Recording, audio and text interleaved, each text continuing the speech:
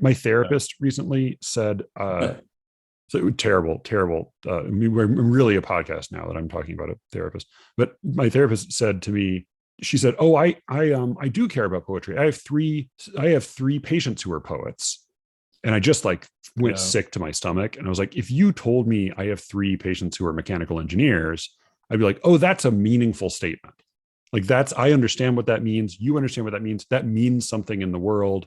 Saying I have three patients who are poets, it just means like, it just tells you about a certain degree of mental illness among three of your patients. Like that's all it tells you. So I'm curious how you may be more generous because you have a little more distance from it, but you also have so much experience with poets. I'm curious. Does it mean anything? Like if you were to be given like a Monty Hall problem where you could either invite to dinner a perfect stranger and about that person you knew only that he had spent time in prison, and then another person about whom you knew only that he was a poet. Whom would you rather take to dinner is my question. And like I don't talk about my writing much. Yeah. I like, we're starting to make friends with our neighbors. Which is, and it's interesting to kind of like reveal layers of yourself. And it's like, if ever it's coming out that someone writes poetry, right? We've established that we're both writers. We've established, so like I assume that I you think have more to go on. Connotation, yeah. There's a different connotation. Like I think you're thinking of sort of like artiste manqué, kind of like like someone who has an elaborate journal, then sometimes there are line breaks. They strategically leave open at cafes. Right. But you've identified, I think, like the crucial part of this question. Like this is what makes me cringe when I hear my therapist say, "Oh, I have three patients who are poets." Is that if the first thing you learn about somebody is that he's a poet, I shouldn't know that about you yet. Yeah, right. Like yes. That shouldn't like. I'm Steve. I've written a novel. I mean, it just doesn't like. I'm sure you have, Steve.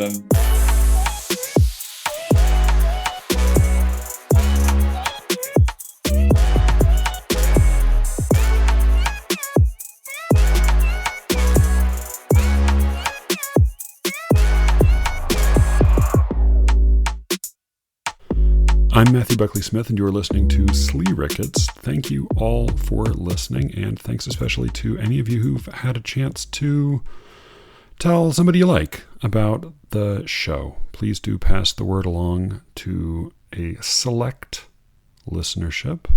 Keep our ranks highbrow. Sorry, no, not highbrow. What is it? What is the defining quality of our ranks? Do we have ranks? Anyway, thanks for listening. Thanks for spreading the word. This is a fun episode. I have an old friend and a terrific writer, J.P. Gritton, novelist, short story writer, essayist, the author of Wyoming, which is a short, just deadly crime novel that is really beautifully written as well. He's got short stories in a number of places. I'm going to put links to all of these online, and an interview I did with him a couple of years ago for Literary Matters. The transcript of it is available. I'll put it up on the show notes. We had a really good, rich, long conversation today about some very hoity-toity things along with some real dumb ones. In any case, this is J.P. Gritton, author of Wyoming, and really just a delightful person to have a slightly tipsy conversation with. I hope you enjoy it.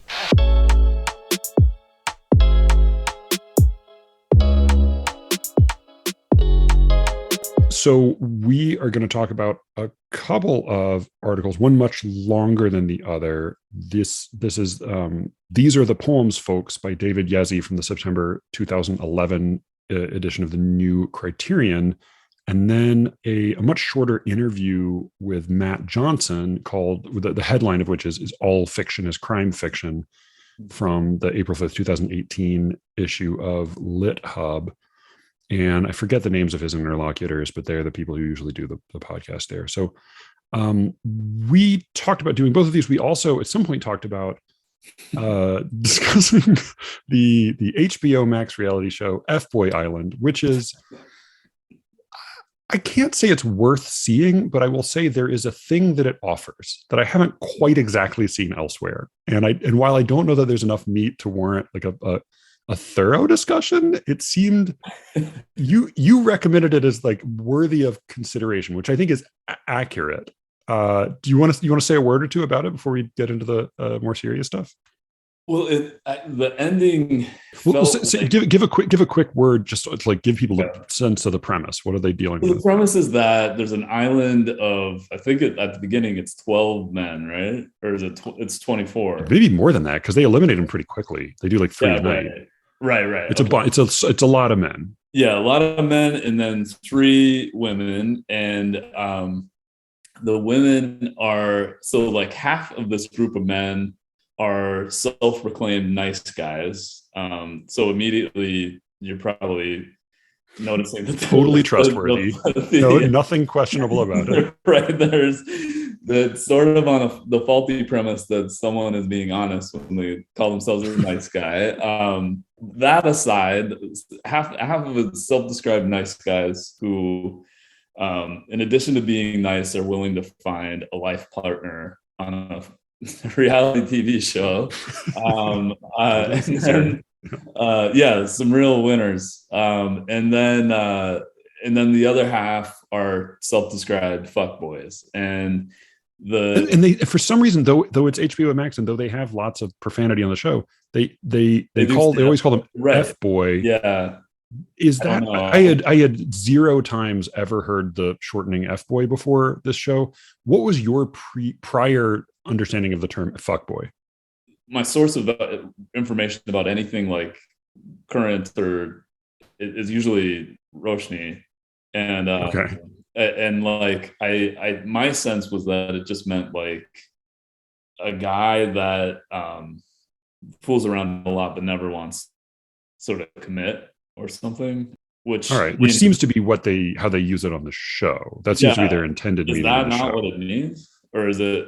Well, no, I think that is how it has been used most recently. My experience back in college was that it was prison slang that had been adopted into hip hop and I understood it to be basically like fighting words. Like if you use that, like you were asking to be punched in the face. That it basically fuckboy was originally the term used for people whose vulnerability or proclivities made them eligible candidates for prison rape. That was sort of it was used, or like punk would be a similar term in that context. And then it was used later sort of in a more broad way to mean someone who's sort of ineffectual or a laughing stock or kind of a joke. And then like weirdly it suddenly was revived like 10 years after that I started hearing it in like the mouths of like sassy white feminists. As like a general term for a boy you give a thumbs down to, which I just thought, like, having heard its original context or having heard it like its earlier context for me, it was like really jarring for me when it became like popular slang. And then by the time it's an F-Boy Island, it seems to be almost totally defanged. Yeah. Well, I mean, I wonder if whoever initially started applying most recently the term fuckboy to somebody who kind of sleeps around and is like rabidly promiscuous, like if they knew something of the old definition, and it sort of by way of kind of like initially it had more kind of like the term scumbag, which I believe derives from a used condom.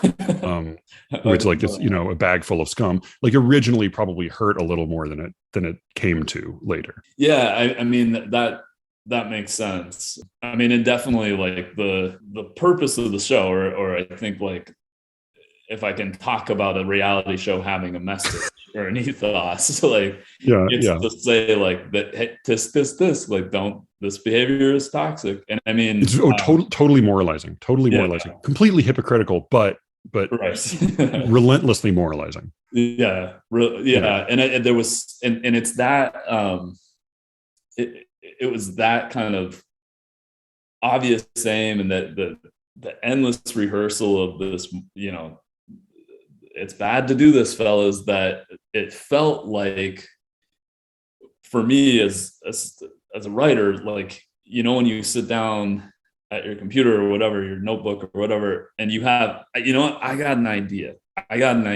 And I know just how this is going to end. And then when you write the story, and maybe for poets it's the same, but when the story comes out, it's just total garbage, it's like the fiction is really, really thin. And I was just reading, Alice McDermott has a great new book on the craft called What About the Baby? Oh, I didn't know that. Yeah, it's great. I'll lend it to you. But it's no. We should buy books. But maybe do lend it to me. But we should always buy first copies. Yeah. Right. Yeah, buy the book. It's definitely worth reading. But there's this eponymous chapter is about this idea of writing with some kind of moral in mind. I've got a point in mind, and it just doesn't work. And I don't know, I don't know why that is, because or it doesn't work for me. I mean, I guess like what Orwell knew what Animal Farm, like he had an axe to grind, and he knew what he was doing. But though it also seems like not a coincidence that in his two most famous and famously successful like works of didactic satire, he is working against his own grain, right? Because he was a leftist, and so it probably helps to have a little bit of that tension in the mix to begin with. Well, right, and that's sort of what was so fascinating about watching the end of that show is like, it's wants to sort of convey some message, I don't know what, about empowerment or toxic masculinity or whatever. And inevitably the most compelling actors, the most compelling ones are these total toolboxes who seem to be doing something that they're already more used to doing, right? Which is manipulating people and putting on a self-conscious show and kind of winking at their own shittiness in a charming way. Yeah, exactly. Yeah, exactly. And I think the hope was to say, like, in part, that such guys can change, but like, that is not the case. And I mean, it is the case. You're not going to prove it sure. I mean, particularly given that like a lot of these people were quite young. Sure, yeah, like I believe they can grow up and be different people, but like no, like by the end of the show, it was not. There was, I mean, I would say that the moral of F Boy Island had to do with the behavior of the contestants to exactly the same degree that the moral of Squid Game did. Like, like really, it's an indictment of the whole show. Not that I have any great faith in my own gaydar, or like who cares who behaves in what way. But like, if I had to bet money, I would have bet that a substantial number of the male contestants were attracted to men, which is fine. But like, it almost didn't matter. It almost didn't disrupt the show at all that they seemed to have no actual sexual interest in the female contestants, because it just seemed beside the point. That it's all this sort of, I mean, they were all also say like, it is a show. Never have I seen so many like ripped, tone, oiled bodies displaying so much flesh with like not a ripple of like sexiness, like nothing alluring, nothing like genuinely erotic about it. Just like, it was just like watching like degendered, mannequins rub up against each other. It was horrible. Well, and it was a strange thing because it was, it came out right in the middle of COVID, and during COVID, virtually all my conversations with friends or family or whoever are about like, well, what shitty TV are you watching right now? And in the midst of COVID is all these sculpted fake humans, like just these Barbies and Kens walking around and not word one about COVID. The only thing anybody ever really spoke about was like, what's your gin regimen? and like, yeah, what are you looking for in a relationship, end quote. That was what virtually every conversation was about. And meanwhile the world was like losing its mind. I don't it was, yeah. Oh yeah, no, I mean, I mean, it was meant to be pure escapism, which is like as with, like Bret Easton Ellis's books, like there's no reason that voyeuristic indulgence can't accompany extreme moralism. Like there's no book more moralizing than like The Rules of Attraction. It did. I mean, I kept thinking that the show was, because part of what was so annoying about it, and I guess it was almost like being trolled. Like part of what made it continue to be sort of interesting was, wait, what are the rules? What is that? What? Yeah. Basically, like you and the contestants were all told the same vague information, which is like, you could all win money. Also, some of you are explicitly lying, whereas the rest of you are pretending not to be lying. And then also, you're supposed to want to hook up with each other. And that matters. That affects winning the game and the money in some way that literally will not be explained until the last 10 minutes. Yeah. At which point, we will then still renege on the rules and like change them. And also, like, some of you are allowed to cheat, and like some people are brought in halfway through, and there's like there's no clarity, there's no like the premise is that it is a heavily morally inflected meritocracy, and yet there's nothing like less morally consistent or less meritocratic than this ridiculous, like, grasping pursuit of some vague, like, definitely lowballed amount of cash by the end. I mean, it's like, I mean, and half of them were, their listed occupation was influencer. I mean, it just felt like it was too on the nose. Like it was too perfect a satire of the meritocracy today. I mean, you were right. You were the last time we talked about this, but you had said that it felt somehow in a way that's kind of hard to define, resonant with our like whatever particular late stage capitalist moment. Oh God. I mean, yeah, it felt like to me, it's like, if you are a boomer who like really believes in the meritocracy, I just want you to like, Ludovico technique you this reality series. I want to pry your eyes open and play Beethoven and make you watch that. And there was like just the one just heartbreaking exchange where like one of those somewhat more seemingly genuine, sentimental connections in the show was a conversation between this young woman and this guy, and he said, what do you like best about yourself? And her response was, my ass. And then his response, instead of like, he was like 10 years older, you expect him to have a little more perspective, he smiled and said, yeah, mine is either my teeth or my abs. Like, Jesus fucking Christ. Like, this is it. That's it. This is the reality show we deserve. Yeah. So theoretically, we do have some slightly meatier stuff to dig into today. Yeah. So do you want the Matt Johnson interview is much shorter. How do you have an order you want to take these in? Because you had brought up both of them. The thing that interests me about what Matt Johnson says is he says like all fiction basically is about figuring out a culprit, or that it all kind of works like a whodunit. Like he draws a distinction historically between pre and post Enlightenment fiction. Yeah. So do you, I don't know if I have some highlighted passages. I don't know if you wanted to, if there's anything that jumped out at you that you wanted to read, or how you wanted to break this down. And I don't know if he's referring, the way he says it in the interview, it seems like this is something, the way I don't know exactly how he frames it, but it seems like it's something he had read earlier. This interview was printed by LitHub, but it is an excerpt from a presumably much longer conversation that was an audio conversation. So I don't know, there may have been additional context. I'll say, given that this was what they chose to excerpt, I was a little bit befuddled by the editing, and if there was a lot more context, then I would have wished that they didn't devote the second half of the piece to the Mueller investigation.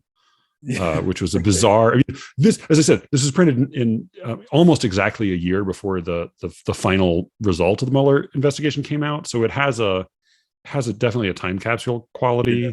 Yeah. They're like, man, look at all these connections of Trump to Russia, and boy, they're really digging up some gold here. It's going to be a great payoff when we get to the end of this thing. Yeah, but I mean, he does have like a somewhat compelling premise, as you said. I'll just read from some of the beginning. This is Matt Johnson, who's a novelist and memoirist, I believe. I'll put links to all this in the show notes, obviously. He says, the mystery form is the fundamental structure of contemporary storytelling, and the mystery comes out of the European Enlightenment and the idea that you can look at chaos, and by applying your intellect, you can come to an understanding through reason, as opposed to just saying God did it, right? And he talks about Poe's Murders in the Rue Morgue. I know that story kind of like it launched the genre of the locked room mystery, like that trope, for whatever reason, has been, endlessly reiterated.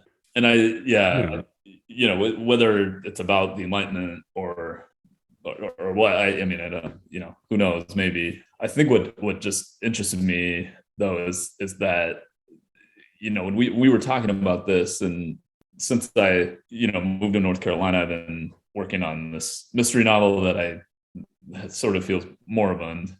But the thing, as I've kind of obsessed over the genre, is that there's something about the last few pages of a mystery where the bad guy is revealed, the chain of cause and effect.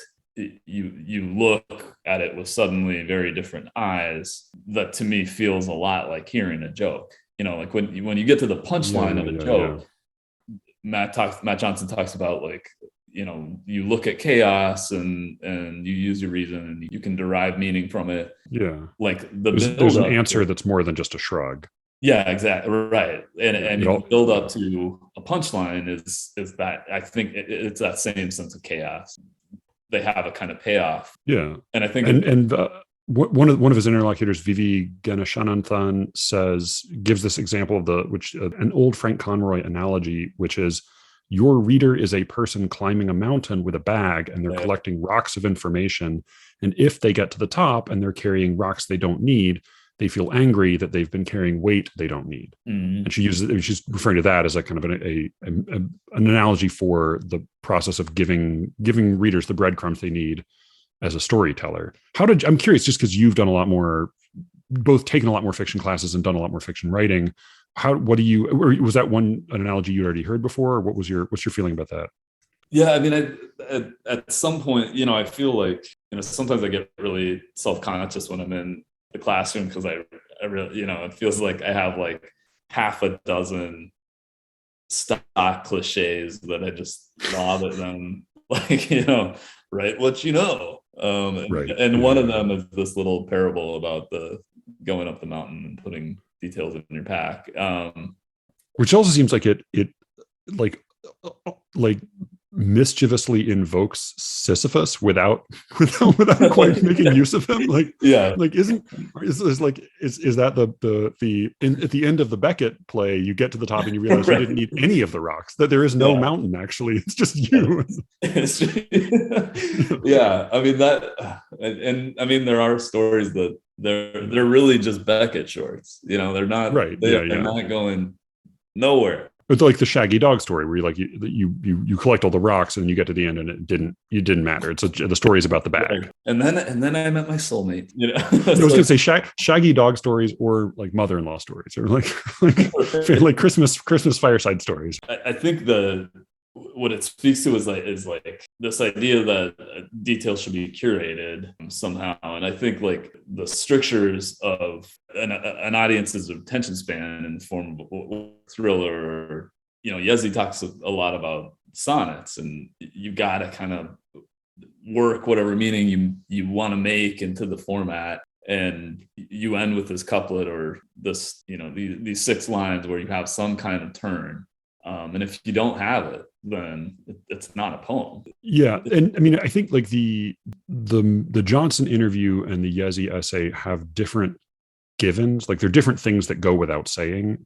So I think like what part of what goes without saying in the Matt Johnson interview is that the appeal of the mystery form, whatever its historical origins. And I do think like maybe I think the Enlightenment argument is interesting, but I also think of something like Oedipus the King, which is like a detective story. Like Oedipus the King is basically the outline of every Law and Order episode.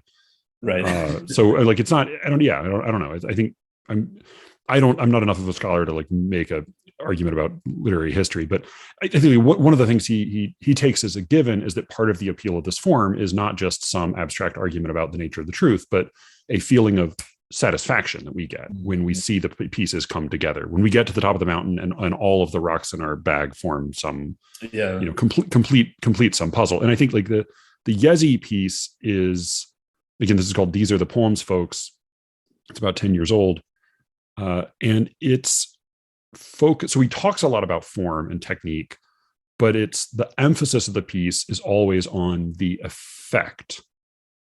So in some places he sort of attacks the notion that you should treat jokes or poems like received, sort of purely in terms of their received forms, because he says that what makes a bad joke is often what makes a bad poem. The formal convention is dutifully followed without sufficient innovation or surprise. The received form is not enough. That was the line Greg Williamson, an old teacher of mine, used to say was, you get no points for doing it right.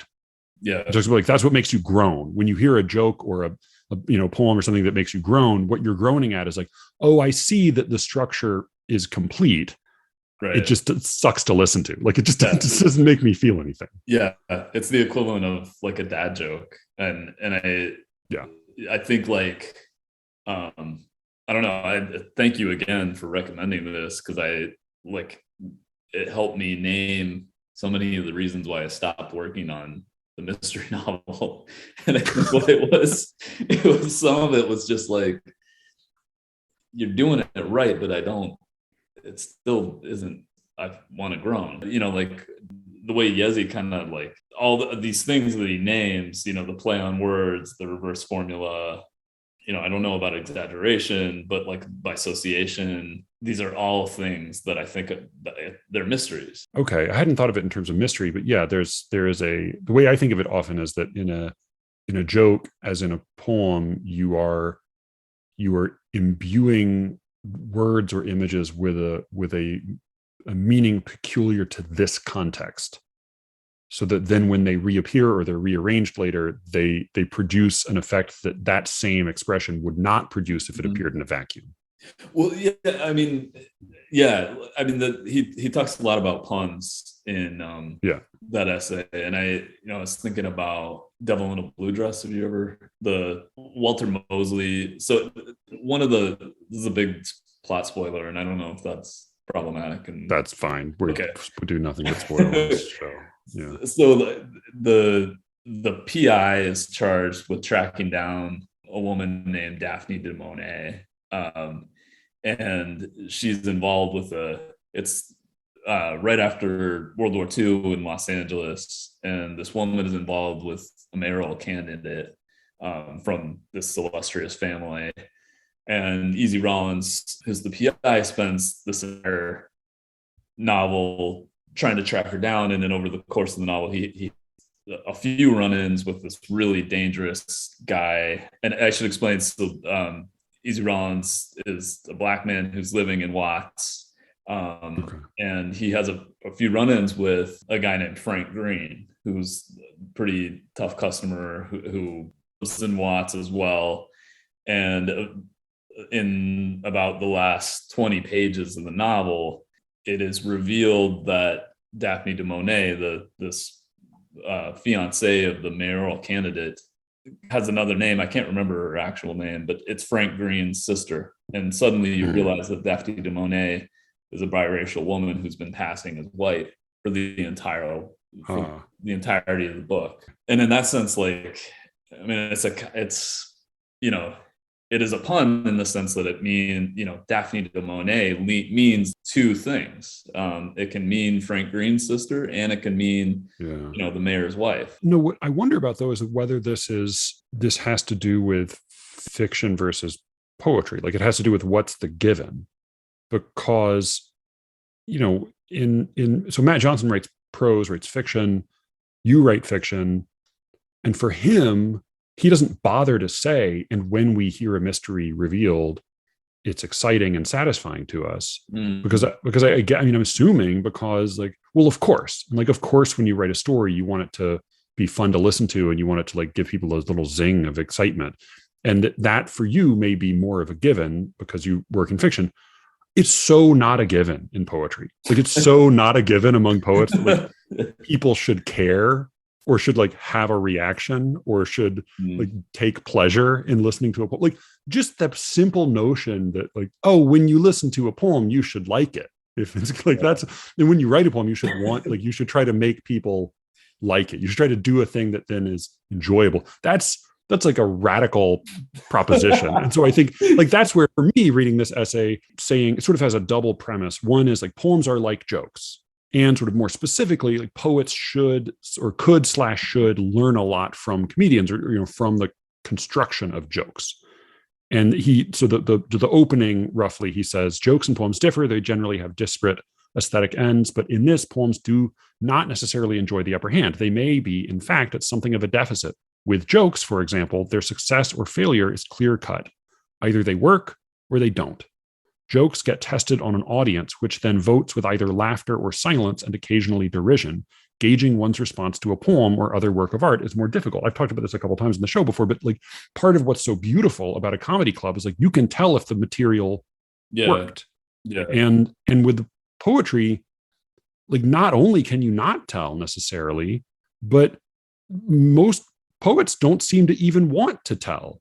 And so when I read this essay, for me, the screaming headline of this essay is hey, let's think about the effect poems have on people. Whereas for you, he also talks a lot that premise I just read, or that sort of thesis I just read, he then spends it's a relatively long essay, a long time breaking all that down. But for you, I could very much understand why, if all of that stuff goes without saying, of course you want your reader to have a reaction. Of course you want your reader to feel something. Then the interesting part of this essay might actually not be that claim, but it might be something more about how he breaks down this pattern of similarities. Yeah. I mean, I think that I was reading it sort of, I mean, with the mind of cracking the code, if this we're cracking which code? The code of what? Code of the good payoff. I don't know. Okay. I mean, I'm sorry to keep on talking like a moron and not really saying anything, but this is my goal is this should be the dumbest poetry podcast available on. Okay, on you asked the right dude to come talk. Well, Chinatown. Have you seen Chinatown? Yeah. So the ending of that is beautiful. It's an amazing. I can't remember the name, but John Ford, right? It's John Ford plays the. Oh yeah, I think that's right. I believe it's John Ford and his daughter. It gets revealed that he's had this love child with, his daughter, and the daughter at different points in the movie has been described to the PI as both my daughter and my sister. Right. And you get to the end of the movie and you realize, oh, she's both. Right. My daughter and my sister. And again, it feels like all this stuff that Yezi names about the way a joke works. That's no laughing matter, but I mean, that's another thing that Yezi talks about is this relationship between sorrow and hilarity, but it's a reversal. It's a surprising reversal. It's another play on. It's a play on words. I mean, it's one person who is being two things at once. Right. Yeah. The prince of Corinth is the prince of Thebes. Right. We thought that. Yeah. And those kind of reveals, I was reading this essay, sort of thinking, Yeah. So it's funny because all right, I hadn't thought about this. I think I'd thought about it more the other way around. I thought of the Matt Johnson piece in light of this, and not vice versa. But I do think that so part of what Yezi comes to, he says later on, is that in addition to having so many structural similarities, beyond structures and techniques, a shared sensibility and psychology inheres between comics and poets. Both are obsessed with mortality. As Tom Dish, and I talked with Brian recently on this podcast about a Tom Dish short story called The Joycelyn Traeger Story. It's a great short story. But Dish was also a poet. So Yezi quotes him here. He says, as Tom Dish, the caustic poet and much missed master of no holds barred hilarity, used to say of light verse, there has to be blood in the grass. That without a real threat, then it doesn't, it's not going to make you laugh as much. It's not going to land. I actually had to have this. So I was rereading this essay today while Josie was sitting on the couch cuddling with my 8-year-old daughter. And she was reading along with me. I realized, which is often, in many places, not like when I was reading Yezi's explication of Death, the Whore. It was like, maybe don't read this passage. But she read he quotes a Billy Collins poem about Marco Polo. which is Marco Polo, which I had not remembered either from this essay or from Billy Collins, but it's at least the part he quotes. I don't know if it's the whole poem, but the poem's called Hangover. So here's at least the part he cites.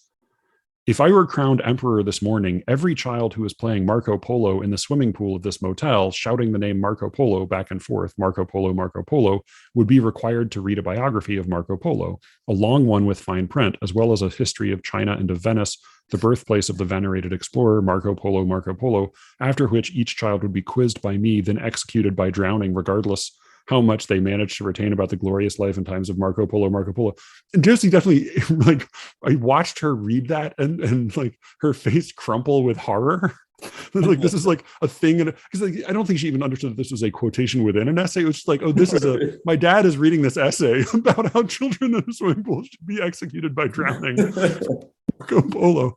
And it was like I didn't have the bandwidth to say, like, let me explain dark humor to you, like exaggeration. But yeah, I do think that there is something about, I mean, the new critics spoke plenty about irony in poetry, but I think even with a mystery, like part of what makes Murders in the Rue Morgue or Chinatown or Oedipus so great as mysteries, and I would say satisfying as mysteries beyond the simple kind of math equation of it, is that when the truth is finally revealed, it's so savage in sort of all senses of the word that it's like being returned to the forest. It's like it's almost like by having the mystery solved, an even greater chaos opens up in front of you.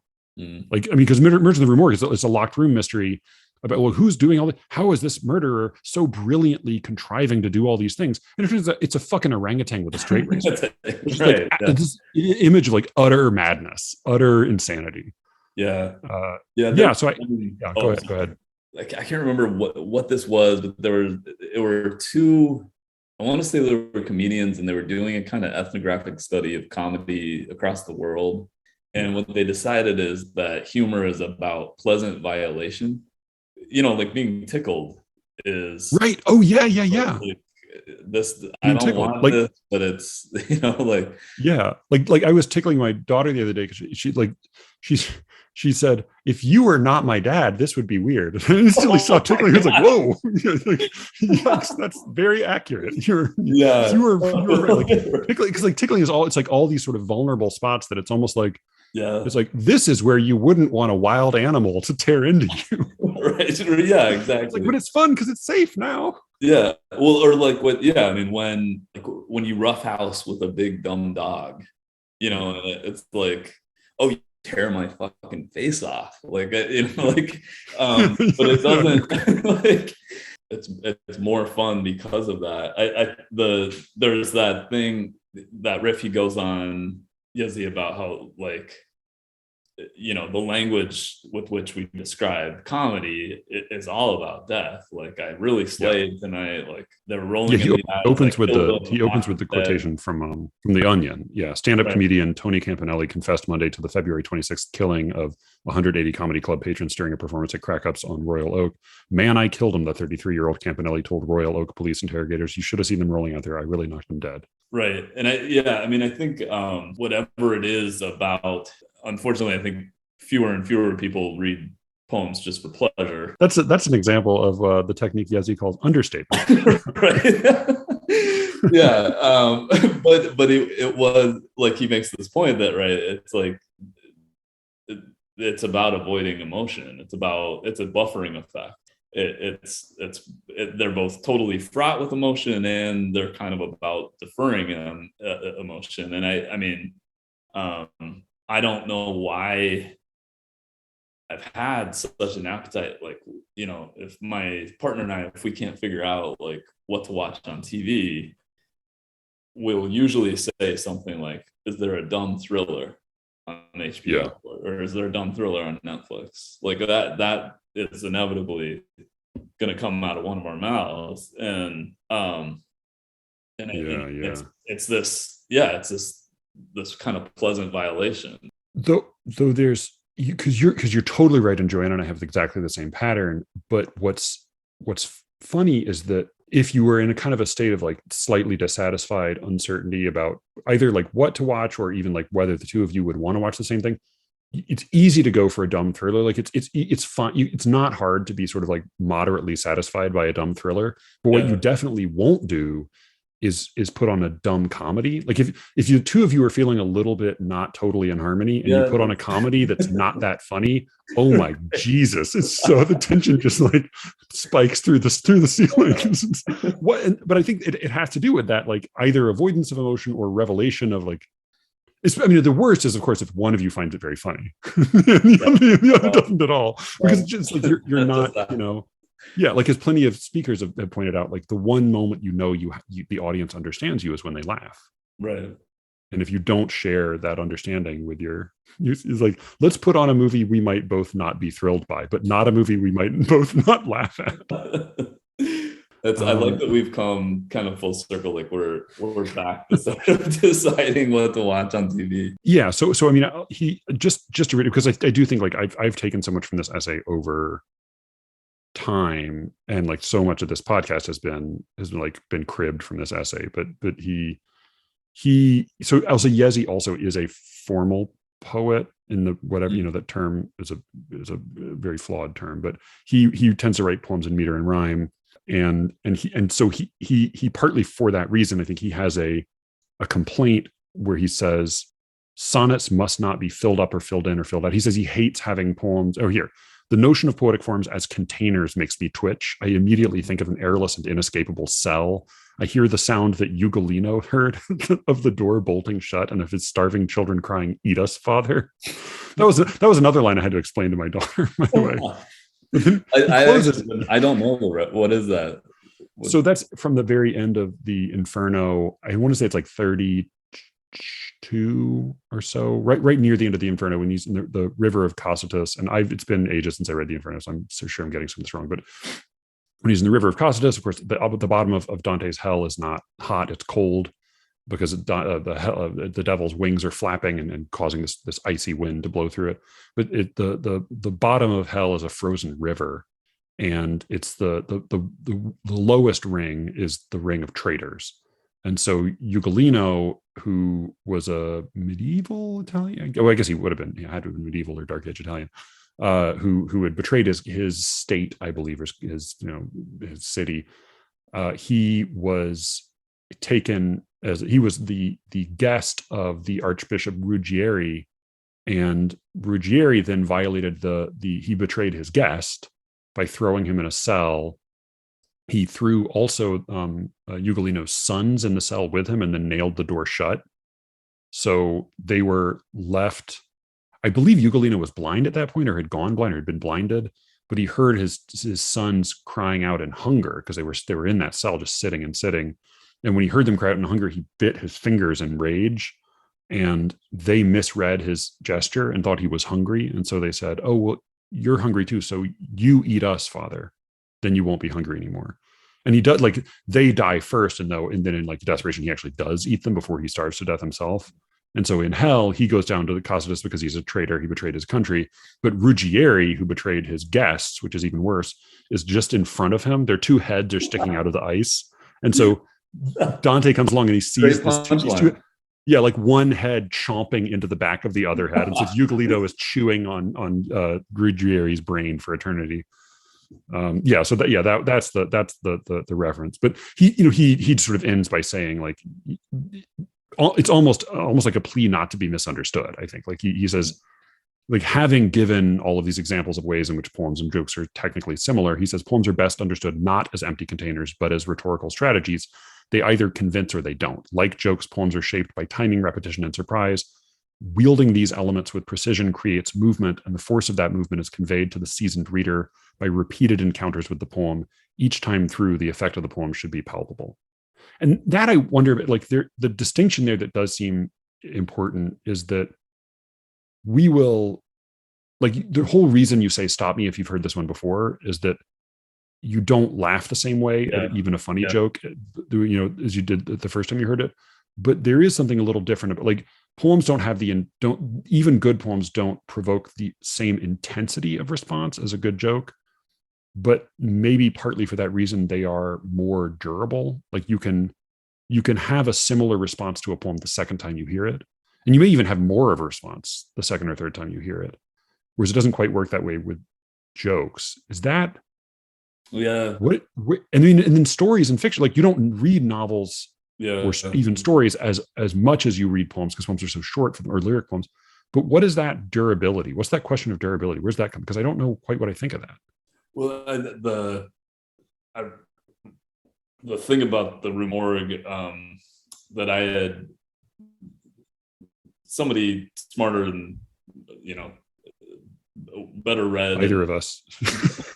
Well, said to me at some point that like the way, so Poe understood that like after you finish a mystery, it's not rewarding to go back. And I mean, it's like nobody's sitting there rereading whatever.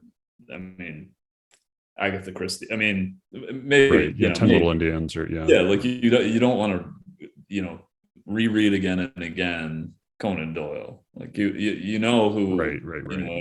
If character A killed character C, like there's no point in waiting through 300 pages and knowing that the whole time. Right. So Poe made all these sort of clever word games inside the stories themselves. Like if you read Rue Morgue, I mean there are a few, and none of this is original. This isn't like I just happened to read and pick up on all these clues. This is all JP's original thesis. Right, I couldn't help JP noticing Gritton, 2021. So Clue is misspelt. Like he uses an archaic spelling of clue, and like for like a ball of yarn, like a ball of yarn, and the orangutan itself is sort of this man-like beast in the same way that the Minotaur is, and the idea that Dupin is following this Ariadne's thread to the Minotaur's lair.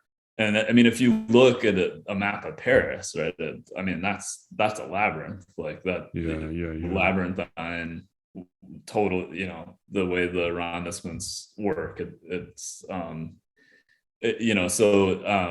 and then the thing that helps Dupin solve the crime is that it's a broken nail, and the French word for nail is clou, CLOU. Right. Yeah, so I mean, it's there are some mysteries like I think you can read again and again. Like I've read Devil in a Box a few times, and I think like The Name of the Rose, or any of the Poe Dupin mysteries, but like, they tend to wash out. And that is a good question. I don't know why that should be exactly. But like what is there a matrix of durability versus intensity or something? Like, do you right? Like, is it the degree of like tickly satisfaction you get, or?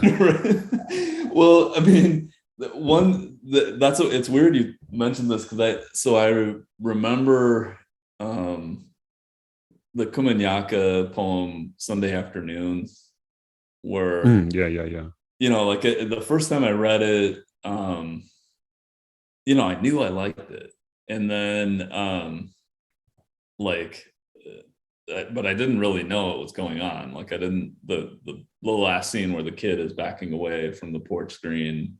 And it turns out is like, if you read the poem enough times, it finally dawns on you. Or if you're like me and you have to have somebody point it out to you that the kid has just witnessed his parents having sex. That the first few times I read the poem, I knew I liked it. Like I knew I liked getting to the end of the poem. But then knowing kind of the punchline, like knowing that like here's what's going on. There's really no mystery. Like I usually teach it if I teaching intro to creative write, like I'll usually assign that poem. And I found as time has gone on, I get more impatient just because we have the same conversation. Like, let me just because it's a good poem, but it may be one that's not immediately familiar to everybody. Let me read it real quickly. I just so have it in their ears. Yeah. Sorry. I just the mystery for the.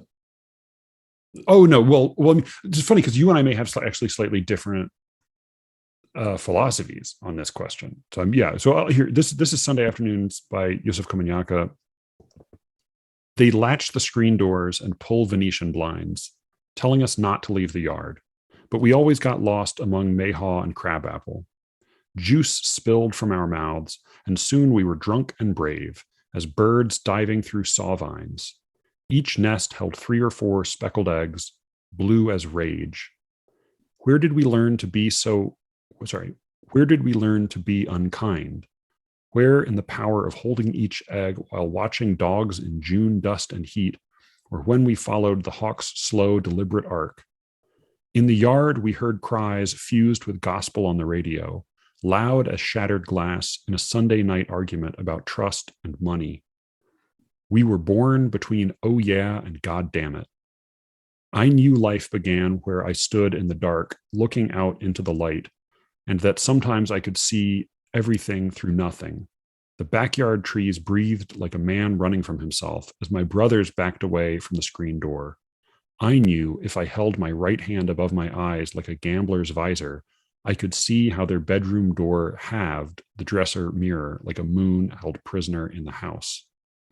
With that line, we were born between oh yeah and God damn it. That could be Beckett right there. Mm-hmm. As you said, like the mystery being like, well, the mystery for the kids is like, well, what is it about these specific Sunday afternoons when this is what we know what we're doing outside, drinking the juice and playing with the bird's eggs and playing these games. And he has all these comparisons, blue as rage and loud as a Sunday night argument about trust and money. But then the mystery is what are the parents doing that they've sent us out here for? And then they stare in through, and of course the brothers have a different response than he does. The brothers back away, and he says, "Well, let me cover the light so I can actually get a better view." So I don't. All right. So you said you get. How do your students respond to this poem? I mean, everybody loves it. I mean, it's and actually, like I was just hearing you read. There's something about the poem that you forget the vividness of some of those images, and it's pretty the garden imagery and how brilliant that is. That is in the context of they're still in the garden. They don't have knowledge of their own nakedness. Like there's something. There's some, to get back to your initial question about like why does some stuff hold up or stand up after many readings. I mean, and I'm not a natural poet, and I'm not, if I had my druthers, like, I'm not going to just pick up a book of poetry. I mean, maybe I do. Right. I like to, like, is that because you don't have your druthers? well, I mean, I guess it's like, I mean, what I was going to say is I read the same people over and over, like I read James Dickey, and I don't, I read Dennis Johnson, and that's, Does Dennis and did he write poetry? I Yeah, didn't that's how know it started Johnson wrote out. poetry. Yeah, yeah, Oh, yeah. I mean, There's I make sense from what I've read of his fiction, but yeah, all right. right. Yeah, I mean, but also say, like, I there's something about a poem like the Kamanyaka that just, it's still, every once in a while you still kind of want to look it up and check it out. My students, yeah, like they usually are over the moon for this poem. Yeah, yeah, it is as you said, it's just really sensorily vivid, and whether you read everything, whether you read between the lines everything that's there, it is as Stephen Dunn said or as Billy Collins said of Stephen Dunn, you might not know where you're going, but you always know where you are, and where you are in a Komanyaka poem tends to be somewhere at least pretty interesting to be. Yeah. I think I have almost maybe your my strategy with poetry, with reading poetry or presenting poetry or teaching poetry is often sort of like the opposite of the what you do with jokes or with mystery stories, which is that I feel like I feel almost obliged to give a like to not necessarily explain it, but to give the listeners or readers as much as possible beforehand, Yeah. because it is it's as William said, it's hard to get the news from poetry.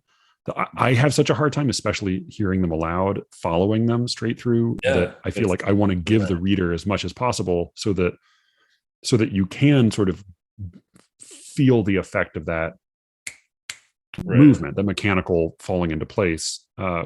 Whereas, and I think I had teachers in school who taught them the way you would teach mystery stories, where we were the detectives called upon to solve the mystery. And I think like there are people who are really good at that. I actually, some of them were my friends in school. I'm just terrible at that. I'm terrible at solving the mystery of a poem straight through. Yeah.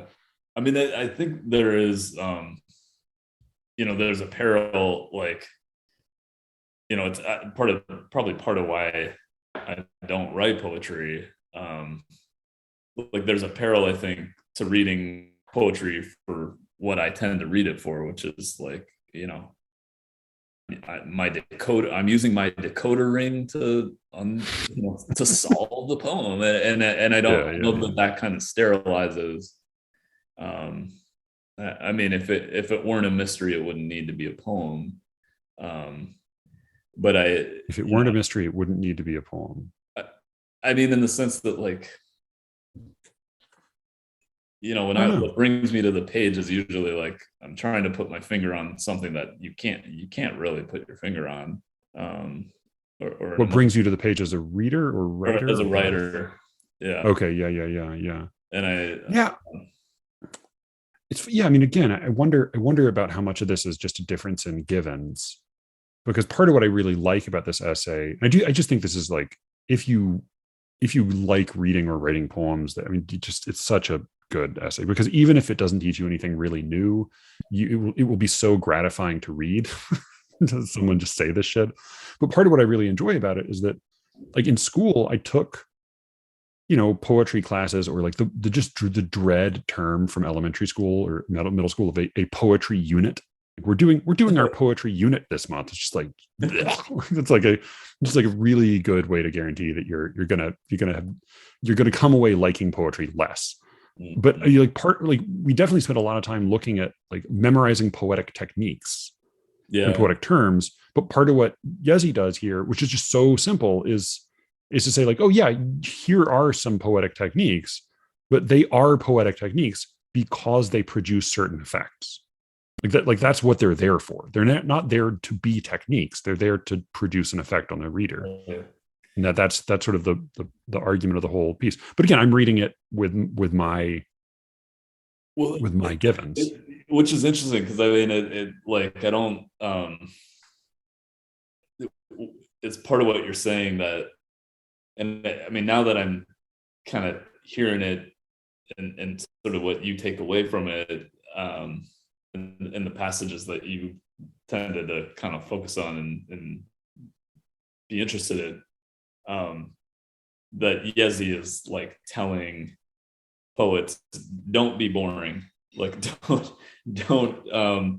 Oh my God. Yeah. You gotta. Oh my God. Like, all the words he, he's careful to say, like, poems are performed for an audience.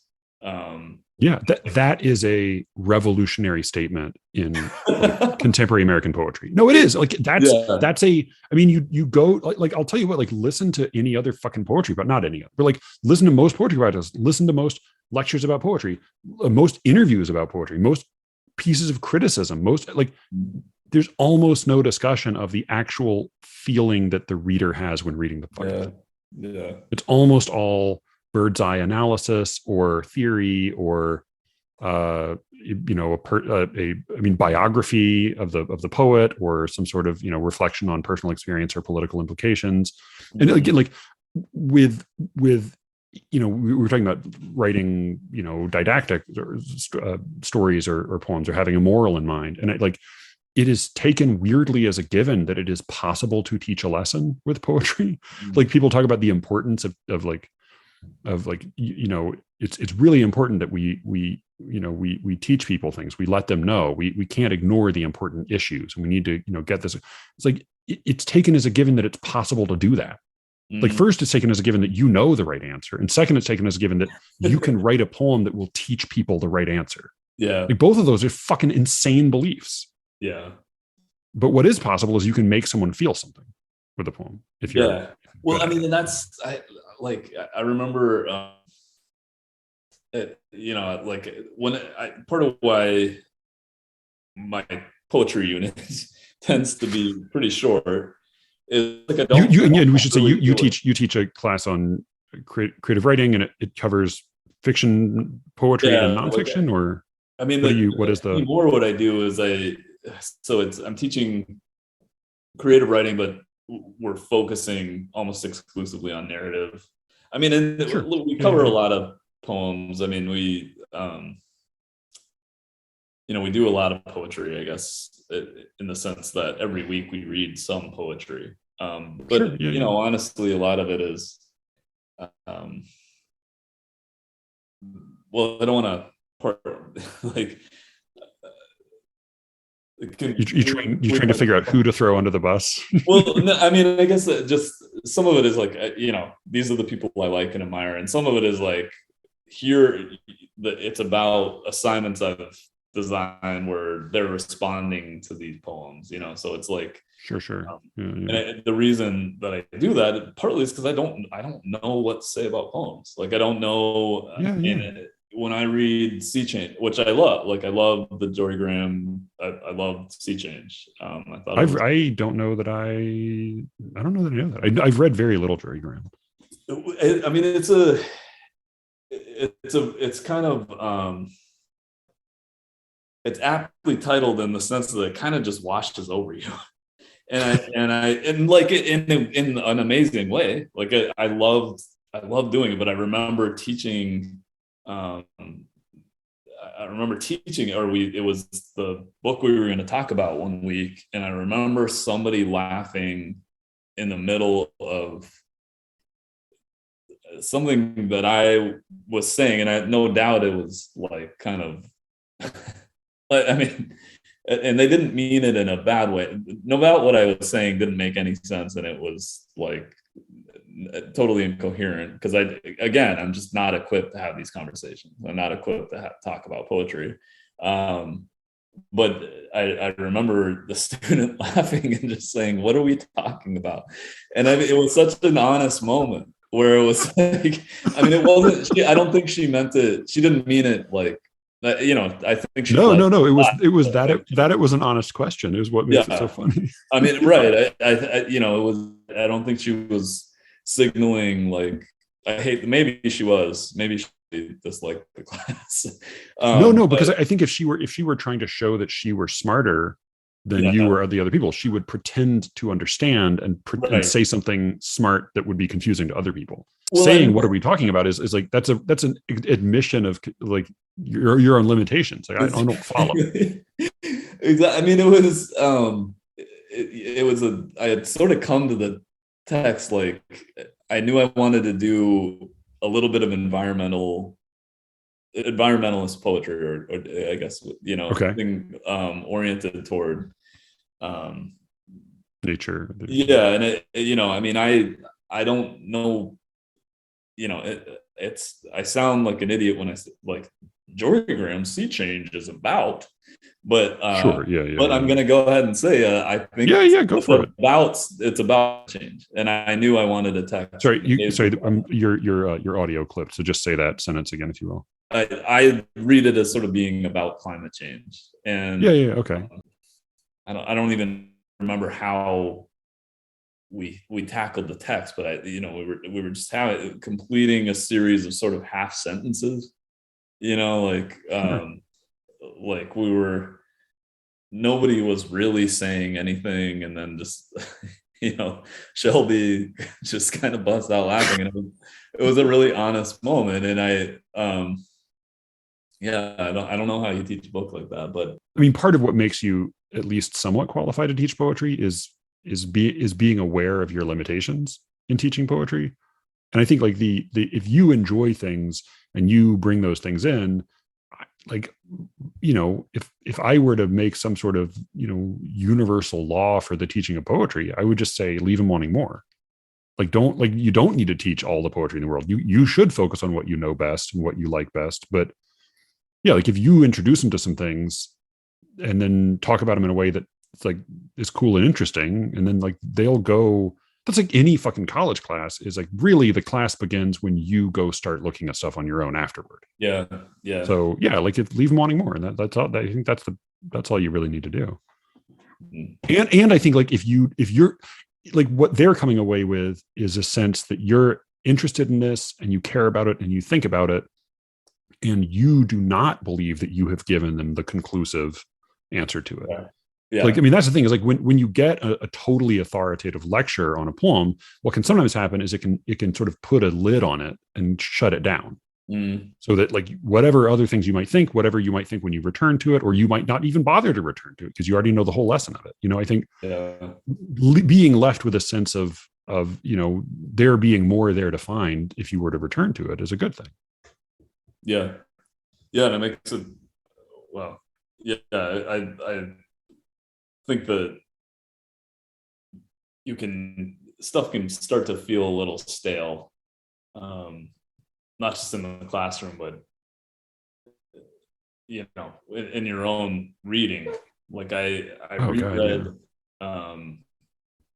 the Border trilogy just because it's part of. I've been working on this essay about growing up in the West.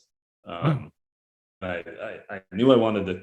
I've known I wanted to return to the Border trilogy at some point, but there was a weird thing happening. It was like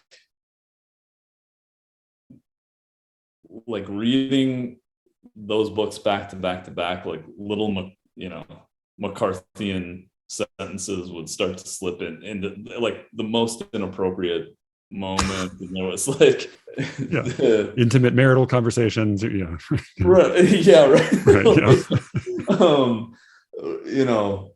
paragraph long descriptions of a gas station restroom, like it's not always necessary to do that. And I think that the will to explain something can really it can really kill a conversation. So you write fiction, you are sort of interestingly, you're like you combine a really what I think of as being like a fairly romantic personal attitude toward writing fiction. Like you write everything longhand, you devote these serious chunks of time to it. It is this like it's a profession. It's also like a very serious vocation for you. And though I've started to hear the word vocation used to mean avocation, which is a bizarre thing. Like I've heard people use the word vocation to mean hobby rather than calling, which seems strange, but I mean it in the sense of calling. You have you care a great deal about language. You really labor over sentences to try to get them just so, and you write an enormous amount and then you trim it back. So in some ways, like you have a poetic sensibility or attitude toward writing, but you also are really interested in like excitement and plot and story and propulsion and violence and like your stories tend to be like gritty and exciting and not humdrum and not navel gazing. So I'm interested in your particular attitude or perspective on poets because you have a lot of experience with poets. I was going to say like so I met you in grad school. We didn't quite overlap, but we were there at the same time or roughly the same time. And you roomed with at least two other poets for a while. And then I think more because didn't you live on that house in that house in St. Paul for a while or somewhere where you had like a bunch of other roommates who were. Oh, well, yeah. I ended up, I guess, kind of right. You mean Lauren, Israel, and Jeff, and oh right, yeah, okay. So right, yeah. So you've had a number of different roommates who were poets in Baltimore, and then you also did a PhD in Houston and had I don't know what your roommate situation was, but like you've had a lot of close up exposure to poets. You've taken a lot of and you've taken classes both like in grad school. Even you had to take some poetry classes. You've had at least one ex who was a poet. You've like spent a lot of time in like personal time with poets. Do you have any short like summaries or even sets of warning for those who might spend time with poets in the future?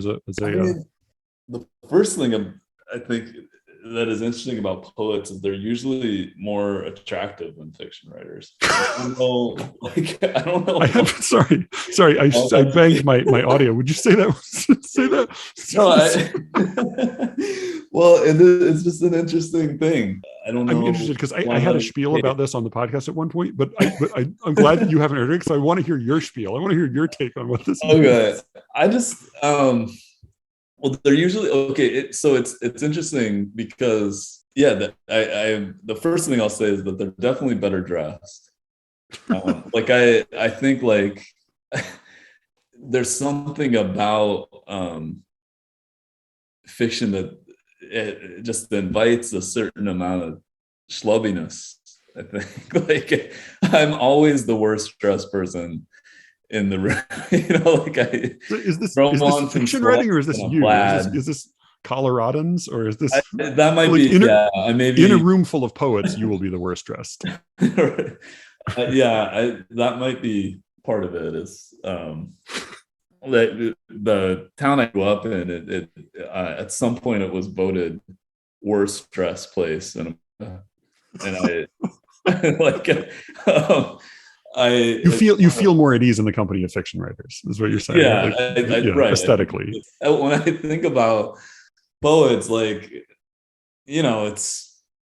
they're usually doing the thing that I wish I could say I had done last weekend. Like, what did you do this weekend? I made a cool thing out of a refrigerator box and I was up till 4 talking about whatever, Karl Marx. I mean, these are not things I do. Like, all right. So I watch Netflix, and poets combine the two qualities of obvious bad judgment because they become poets with lots of spare time because poetry doesn't take that long to write. So like whereas fiction writers are like laboring for many hours a day over these walls of prose, poets kind of knock stuff out and then they just get drunk and go get into trouble and have interesting stories.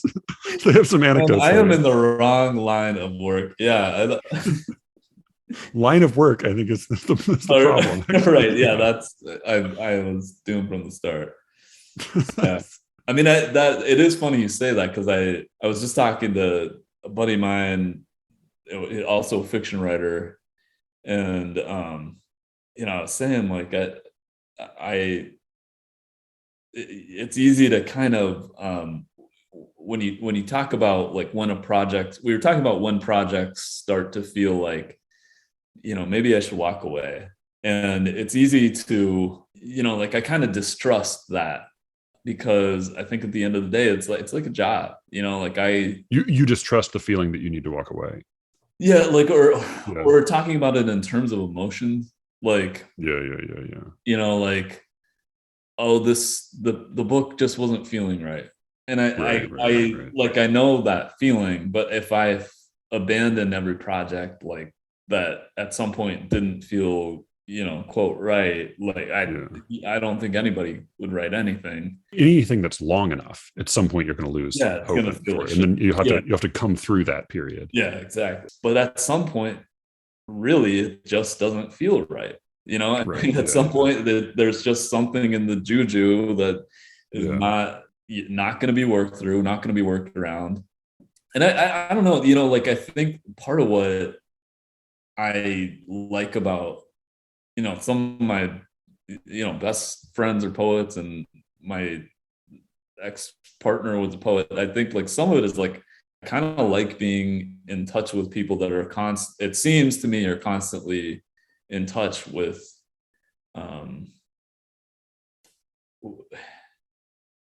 their feelings, with their is that what I'm trying to say? It might be. I hate that. That's no, but I think part of what you're getting at is like what you're saying basically is that, and I think there's truth to this, that like poets are emotional diabetics, right? Like fiction writers have a tolerance for like boredom and distress and like hopelessness. Like they can kind of push through. With poets, like as soon as they lose that initial erotic tickle of interest, they're like, fuck this and move on. So yeah, that's like another reason that poets could be like fun, interesting people to hang out with, that you then also wouldn't want to like marry.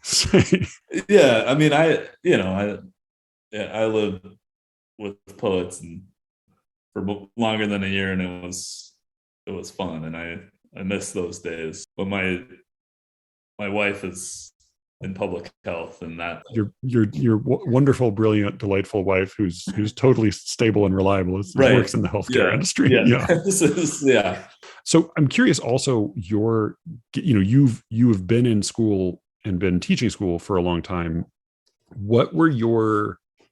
How did you encounter poetry as a student? Like, did you have a lot of good experiences with it? Because I feel like most people's experience encountering poetry in the classroom is bad.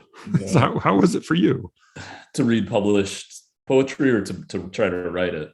Oh, both. I didn't realize you did like poetry writing classes. So I went to an alternative high school. I did too. Yeah. So there was a poetry workshop that also, I seem to remember, featured yoga somehow. And it was actually a great class. Like, I feel like that's disrespectful toward yoga. But I remember at some point, so I went to school with a kid who was actually a really talented hip hop artist, and we got to be friends in this poetry class that involved yoga, or may not have involved yoga. I think it involved yoga. And at one point, the teacher was like, get the thing you're most proud of, and whatever you've written in this class that you're happiest with, and I brought some sidewalk chalk, and we're going to write it outside and write them on the sidewalk. And I had written a poem. Like, I had stayed for a very short time in France, and at that time in my life thought that was pretty. The poem had a line of, I want to say it had, well, I don't want to say, I'm embarrassed to say, it featured a line written in the French. And oh, good. Right. Was it original or was it a quotation? No, it was like some phrase. It was like, oh yeah, it was like, probably something I'd overheard, that like while fighting over the PlayStation remote with my older brother, which is pretty much all I did in France. Like that and fucking table tennis. At the Paris McDonald's, you heard, yeah. Right, yeah. sandwich au jambon.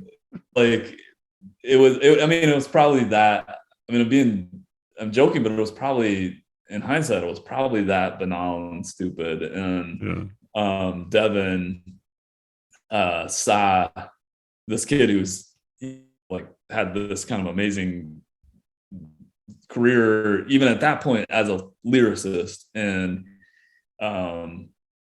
the Devin saw the line, or Devin saw the poem. He's like, like, like did like repeated it aloud, and then was like, oh yeah, like kind of made fun of it. And that, which the terrible thing about sidewalk chalk is like, yeah, sidewalk chalk erases over time, but in the moment after you've written it, there's no way to get it off. Yeah, like, I mean, it's like brutally permanent right there in that moment. Right. Would that I had some rubbing alcohol, hot water. Yeah, like, I mean, it just, and I just remember, like, and the funny thing is, I kept writing poetry. And then at some point, I just realized that, like, I mean, it might have been different if somebody had talked to me about form, honestly. Like, if somebody had said, like, you can't just write whatever bullshit comes to your mind, like, there's no reason to break on a school bus as you have done here. I mean, that, like, I couldn't. There was something about the ability to write any old bullshit that I started to realize, like, I wasn't writing anything at all. And so, encountering it in class, I had a vague sense that grew sharper and more definite, that I don't understand. Like, I know I admire this art. I know I have tremendous respect for it. And I was saying I have tremendous appreciation for the form, I know I like it, but I don't. It's like Pootie Tang. Like, I know what you're saying, but I don't know what you mean. And that's sort of, I mean, I think we probably hit, like, our education in poetry was probably like right at, like, peak poetry is what you make it. Like, peak, like, you can write anything and it's a poem. There are no rules in poetry. I feel like that probably was never as dominant as it before or since, like, we were receiving our primary and secondary education. Right. Yeah. It's just such, and it tells you, like, it just demonstrates right there. Again, it's not that there are rules. It's not that there's a god of poetry who's going to throw a lightning bolt at you. It's just that if that's what you're teaching people, if that's what you're teaching kids, especially about poetry, you're not teaching them anything. If anything, you're teaching them, this is bullshit, forget about it. Like, you don't get anything from that. That's not actually, I think it's meant to be generous, but it's not actually a gift of anything. Yeah. Like, what do you take away when somebody tells you that, and then you spend a semester writing down your dumb 13-year-old thoughts, every day? Like, what do you get out of that? I know. I mean, the weird thing though is, like, I have an image of myself on a bus in Seattle scribbling away in a notebook, and I know it's all idiotic. Like, I don't need to look at the old notebook. I know there's nothing worth salvaging. Like, how much of that was necessary to get to a point where it's not all bullshit. Right. Well, I mean, but that's then the question is, like, no matter what you write, no matter how you are taught, you're going to spend a long time writing pure garbage before you begin to write occasional good stuff. We all can then continue to write garbage for the rest of our lives, but, like, you'll have, like, some bright spots, and it takes a lot of garbage before you get to the first bright spots. But I guess then the question is, like, are there, I fear that the way we were taught poetry, and not in all cases, but, like, by some of our teachers, and, like, the way many people are taught poetry, there's not much like you're not writing in such a way that you're slowly building yourself up out of the mire. Like you're just plowing through the sludge indefinitely. Like you're not actually making, you're just continuing to churn stuff out and say, good enough. There's no rules. Poetry is what you make it. Yeah. Good enough. What's the here? Yeah. I mean, there was a time on the road, I grew up in a town where that was sort of, right after the Bible and the Bible on the road. Right. The Constitution, right? Or the foundational text. Yeah, no, I think there's an attitude toward poetry that we got a really, really strong dose of growing up that doesn't result in anything of value. Like if we were afraid, I'm going to talk a little bit on another episode, but like I rewatched Dead Poet Society recently, and it conflates like the most obnoxious quantitative kind of scholarship with the idea that there's any such thing as even like a rule of thumb in poetry, right? Like not even like not like rules like there's somebody punishing you. It's like rules like, oh, this seems to work. Hey, this is cool. It's worth trying this. Right. And if you were to take, I mean, I think like that was in '89, and it did feel like, the notion that there is anything at all that you could even teach about poetry, because as soon as you teach anything other than this is great and this is great and this is great and that's all great, anything other than that seems too much like a rule. Yeah, I mean, I will just reiterate what I said earlier, which is like poets are usually way more fun to hang out with. They like to party. They usually, they have interesting stories. They're way more fun to hang out with. All good things about them. Right up until they ask you to read their poems. Well, no, and in my case, I'm lucky enough that like usually that's actually pretty fun. Well, all right, you have a sunnier and warmer and more generous outlook on the world. But thank you for coming on to talk about some serious and some dumb silly things with me. No, this was fun, man.